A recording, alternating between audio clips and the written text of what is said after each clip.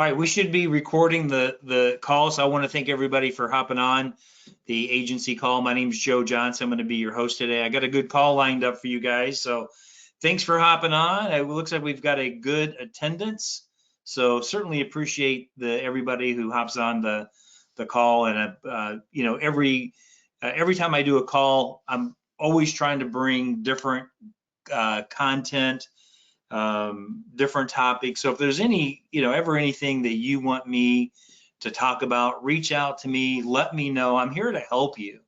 And that's one of the things I want, before we get into the actual content of the call, that's one of the things I just want to kind of talk about is about the support and the help that I can offer you to help you elevate your insurance business. By the way, the topic of today's call is going to be why people buy life insurance. Okay, why do they buy? Okay, that's going to be the topic, or maybe we should call it why people don't buy insurance. But I'm going to put a positive spin on it. I'm going to be talking about why people do buy life insurance. But before we get into the topic, just a couple of things that I have on my heart that I wanted to share with. And as most of you know, I've been doing this for a while now. I got into the insurance business back in 2009, and I feel like, even when I got started, I had good support. I mean, I had a good upline. The company I was with was more of that kind of multi-level marketing kind of company. And what's nice about that is that you do get, especially for somebody new, is you get those extra layers of support, because working as an independent agent, and you're non-captive, okay, is that when you're working by yourself, you're working with the team, okay, you're working with myself and the other managers, but it's very easy sometimes to feel like you're all alone and that you're on an island and you got to kind of figure things out on your own, which to some point is true. To work in sales the way we do, because you're not coming into an office every day, we're going to provide support and training, but at the end of the day, you've got to have that internal motivation to want it bad enough to know that you've got to do whatever it takes to go out and succeed. So I get the fact that this can be a very, very lonely business. There's been many times where I felt like, man, I'm all by myself. And I always say to myself too, Joe, if it's going to be, it's up to me. It's not it's my upline's responsibility to make sure that I'm getting pointed in the right direction, that they're providing me the training and the support that I need. But at the end of the day, it's all on me. If it's going to be, it's up to me. It's up to me to go out and actually do the work, So I just wanted to bring that point, is that I know what it's like to feel like you're all by yourself, but I want you to know that you're not. You've got the company support, the agency support, you've got my support. You're in business for yourself, but not by yourself. We're here to help you. You can call me anytime. I mean, there's so many agents, and the thing about it is, the funny thing is that I see on a consistent basis is that the agents that tend to succeed at the highest levels, those are the ones that are constantly reaching out. Those are the ones that are asking for assistance. They're blowing my phone up 3 or 4 times a day, and we're having conversations. Those are the ones that they're succeeding, and they're reaching out because they don't want to be alone. They want to have that support. So I just want to make that point, that you're not in it alone. A couple other things too that I want to, that sometimes I have to tell myself, and I just want to convey to you guys, is that you're stronger than you think. Okay, inside you, you've got the internal power, you've got the intestinal fortitude to make it happen. Sometimes you just got to channel it. You've got to channel that energy that's inside you to push yourself to limits. Make yourself get up earlier, make yourself do things that you're uncomfortable with. Maybe you're not comfortable going out and taking a lead in door knocking. Get over your fear. There's nothing bad that's going to happen to you. I promise you. And I can just remember the first time that I ever took a final expense lead and actually door knocked. And it was in 2010. So you guys know when I first got started in the business, 2009, right? I was doing mortgage protection, which is more, you're on the phone, like very few people door knocked in the mortgage protection business, okay? You're more doing preset appointments. When I got my first batch of leads and got a little bit of training, not a lot, but a little bit of training in the early spring of 2010 on final expense leads, I got to tell you, I was petrified. I was mortified. Like, are you kidding me? Like, I'm going to take this card, this piece of paper, this Xerox copy, and go, knock on somebody's door. But once I did it, it was the activity that got me through the fear. So if you ever want to get over the fear of doing something, you just got to go do it. Okay, you got to do once you do it once, and you find that most of the doors you're going to knock on, they're going to be nice people. They're going to see that lead card. Oh yeah, I remember sending that in. Like, what took you so long? Or and I had to sometimes think to myself, what's the worst thing that could happen? Like slam the door in my face, or say they're not interested. Who cares? Big deal. I'm moving on. I'm going to the next one. So you got to learn to get over that fear of rejection, because nothing bad is going to happen. You just got to go out and do it. You can't let fear in anything that you do. You can't let fear run your life. If you'll never be successful in doing anything, whether it's the insurance business or your family life, anything, you will never be successful if you let fear run your life. You have to be fearless. And one thing that I've always said to myself is like, what's the worst thing that can happen? What's the absolute worst thing that can happen? Okay, well, that's not so bad. There's nothing to be afraid of. Just go do it. I can remember my daughter, the first time that we used to take her to the pool a lot. And she's a great swimmer, but she was always afraid to go off of the high dive. However, whatever that is, it's probably 10, 15 feet high or whatever at the pool. And I can remember the first time that she did it, because she was so fearful, like climb up the stairs, then back down, climb up. And I said to her, what's the worst thing that could happen? You're not going to die from it.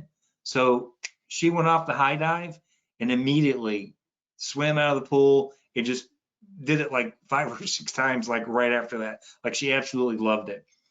My point is to all that is that I had so much fear of door knocking in the beginning, but once I overcame my fear, like, that's the only way I wanted to prospect. Like, and then I, nowadays it's like, why would I even call a client? Now, I'm not saying don't preset your appointment, so don't judge me on that. But I'm just saying, man, 100%, I would agree that absolutely, unequivocally, the best way to contact a client is go knock on their door. I don't care what kind of lead it is. It could be a Facebook lead, digital marketing lead, TV lead, a direct mail lead. I don't care. Okay. The best way to contact that lead is to go door knock it. Okay. Because if they're home, then I can have a conversation with them. They can see who I am. They can see that I'm not some bad guy. They know that I'm not a telemarketer. They're not going to hang up on me if I'm at their door. Okay. If they're not home, I can leave a delivery notice. I can leave a door tag and get them to call me back that way. Because I promise you, you can leave a gazillion messages on somebody's phone, they're not gonna call you back. So get over the fear of going out and door knocking. The other thing before I get into the topic, the other thing I just want to talk about is in sales, sometimes it's easy to get yourself where you're feeling overwhelmed. Okay, you have an overwhelming feeling because there's so much you got to learn. There's so much going on that sometimes it is easy, and sometimes you got other things. You know, you're trying to do your sales career, but you got family, and you got other things. You got life. Sometimes life just gets in the way, and you get that feeling of being overwhelmed. I just want you to know is I want you to dig in deep to yourself, and when you're getting those feelings of being overwhelmed, is that you have it in you. You have the internal power to get over feeling overwhelmed. Don't let chaos and being overwhelmed, don't let that run your life. You run your life. Don't let your feelings run your life. Let what you know. You know, there's a difference between your feelings and what in your brain and what you know. Sometimes it's easy to let your feelings and your emotions run your life. Don't let it run your life. Okay. Let what you know run your life. If you're feeling intimidated, sometimes it's easy to get feeling intimidated about different things, and whether it's the insurance business or maybe you got credit problems or financial problems, just tell yourself that you have it inside you, that you are an able person, that you can do it, and that you can handle it. Tell yourself that you can do it. It's very powerful. If you don't do it, I strongly recommend is that start using positive affirmations because they work. I'm just telling you, they work. You cannot, I think I mentioned this the other day, the last call that I did, is that it is impossible for you to have negative thoughts in your head while you're speaking positive affirmations. And if you want to change your thinking, change the way that you talk. Okay. So anyway, that was the inspirational, motivational part of our call today. I'm going to get into the topic, but just remember that I'm here for you. So if you need help, pick up the phone, give me a call, send me a text message. I'm going to be here for you. I want to help you succeed in your insurance business. All right. Now, the topic, why people buy life insurance. Okay. Well, what I'm about to say may surprise you. And that is that people don't buy life insurance. Okay. You may be thinking to yourself, what do you mean people don't buy life insurance? Of course they do. I sell it all the time. Yes, you sell it all the time. That's my point. People don't buy life insurance. People are sold life insurance. They are sold life insurance. People don't wake up in the middle of the day or in the middle of the night or get up in the morning and say, oh man, I feel like some life insurance. I should buy life insurance. No, that doesn't happen. It's usually the reason why people buy life insurance is because there's a couple of different things. There's an emotional trigger that happens. Okay. It could be a loved one that passed away. Could be a family member that passed away, and two things can happen. What happens when someone passes away? They either have life insurance or they don't have life insurance. When it comes to insurance, that's the only, either you got it or you don't. Okay. There could be different ends of the spectrum. Maybe you didn't have enough. Maybe you should have had more. We all should have had more. Here's the thing I can tell you, and you can tell your clients this.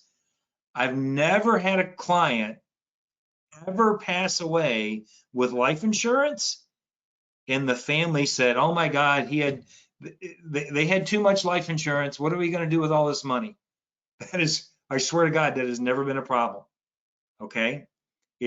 Man, it was nice that they had this, but I would have been nicer if they would have had a little bit of extra, even if it's an extra 10,000.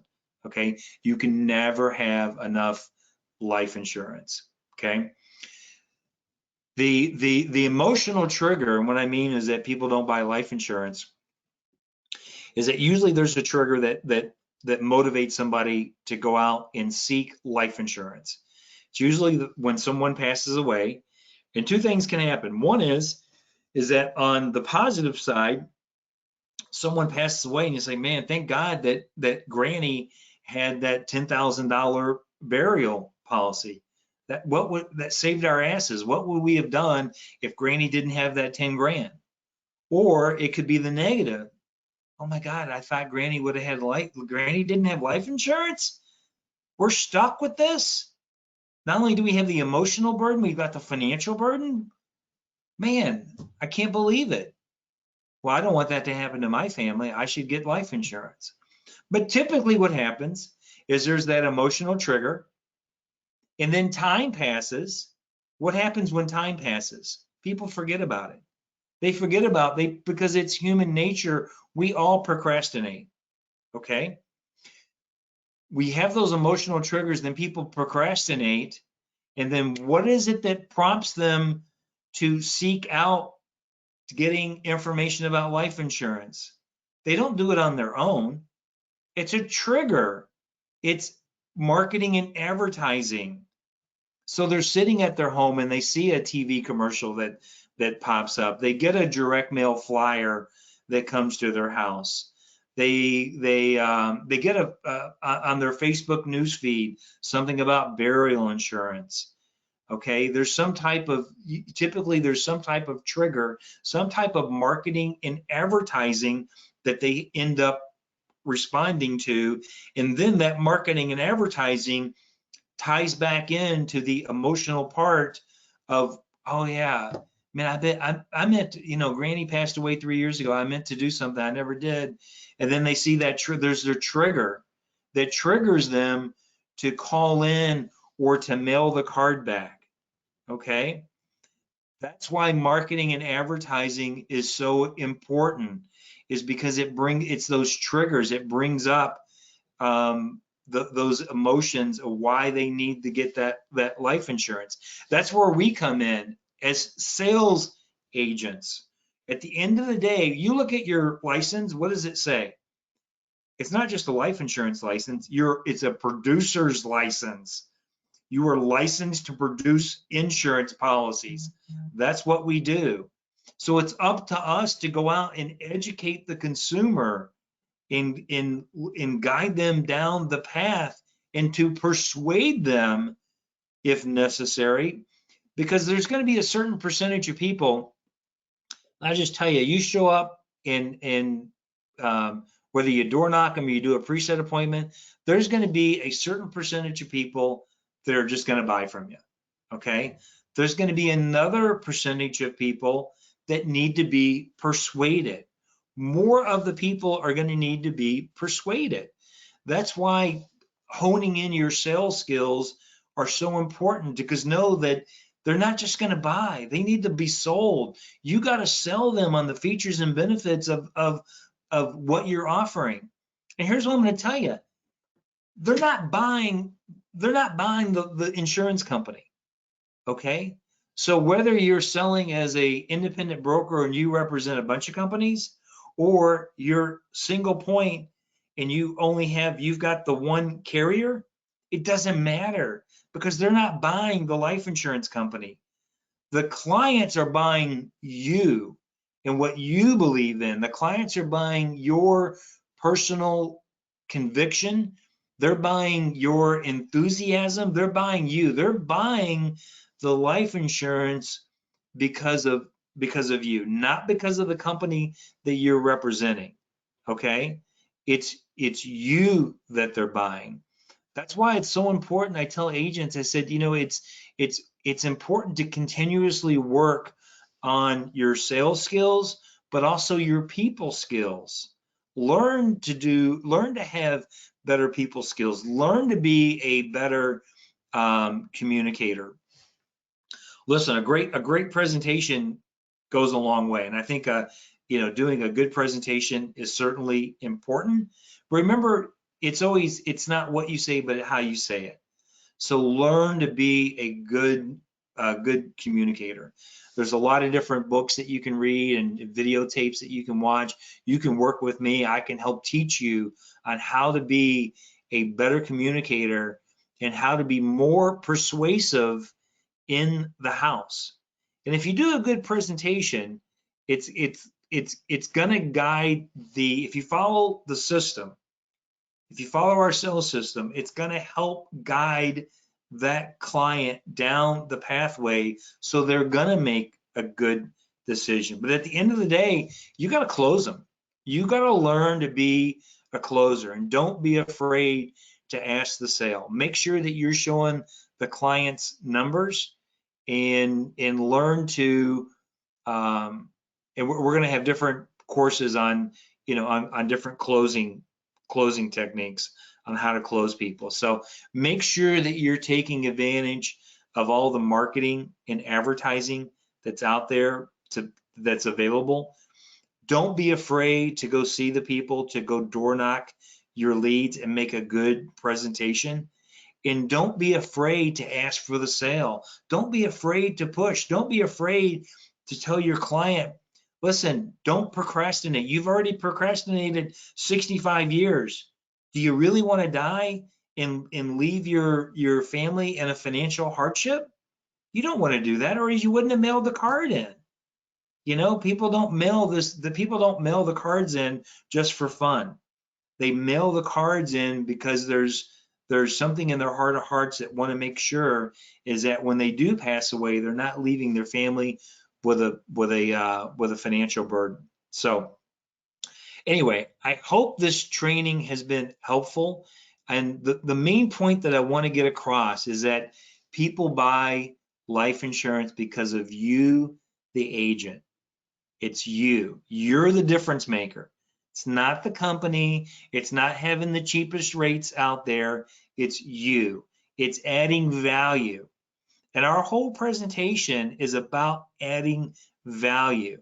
Adding enough value. I was always taught, at least in the car business, I was always taught is that people will buy from you when the value that you're presenting exceeds the price. So if you're going in and you're making a low value presentation and you bring very little value, they're not going to buy. Or, you know, those are the agents that end up with the crappy little premiums. You want big premiums? You want the $150 to $200 premiums? Learn to add value to your presentation. Okay, bring more value to your clients and how you separate yourself from the competition.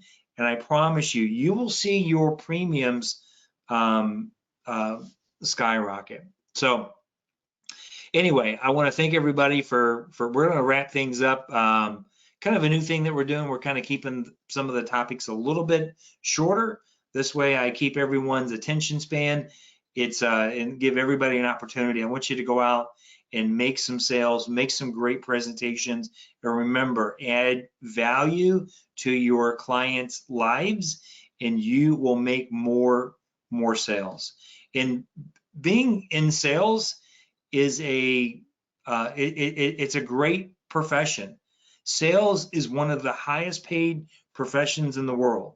Okay, so be proud of what you do, be proud of who you are, be proud of the company that you represent, be proud of the services that you provide to your clients. Take pride in what you do.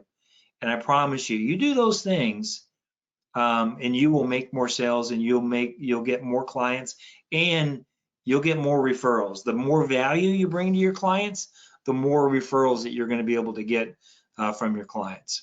So thanks for plugging in, and we will talk to you soon. If you need help, be sure to reach out and give me a call. Take care, everybody. God bless.